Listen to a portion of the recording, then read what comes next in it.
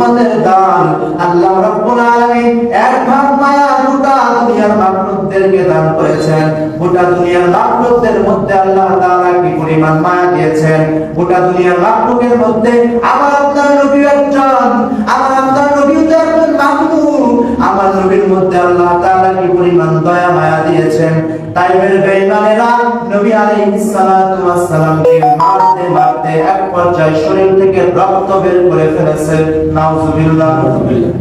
এক পর্যায়ে নবীজির শরীর থেকে রক্ত মুবারক বের হয়ে রক্তের সাথে পা মুবারক এবং জুতা মুবারকের সাথে আঘাত লেগে গিয়েছে।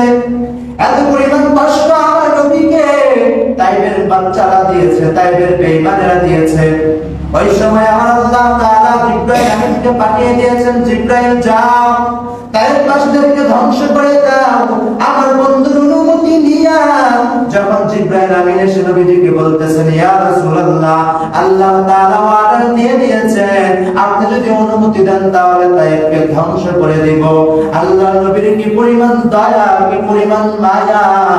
আমার আল্লাহর নবী উম্মতের জন্য চিন্তা করে বলে, হে জিবরাইল, আমার আল্লাহ কখনোই ধ্বংস করবে না, কারণ আজ না হয় তাইবের মানুষরা আমাকে চিনে না, আজ না হয় তাইবের বেঈমানেরা আমাকে চিনে না, কিন্তু একদিনে মনে হতে পারে যে তাইবের ময়দান থেকে হাজারো হাজারো লক্ষ কোটি মুসলমান বের হবে। এজন্য নবী তার উম্মতদেরকে ধ্বংসের ব্যাপারে দোয়া করেন নাই। এই নবীর উম্মতের দল আল্লাহ তাআলা তো বলেন দয়ার সাগর, তার মধ্য থেকে 1% দয়া শুধু গোটা দুনিয়ার মাখলুককে দিয়েছেন। তো এত বিশাল দয়ার মালিক আমার আল্লাহ, এই আল্লাহকে আমরা কেন ভয় করব? আল্লাহ তাআলা জানান, হে মানুষ তোমরা আমি আল্লাহকে ভয় করো, আমি আল্লাহ হলাম দয়ার সাগর, কিন্তু ভুলে যাও না আমি আল্লাহ আবার হলাম বড় কহ্হার।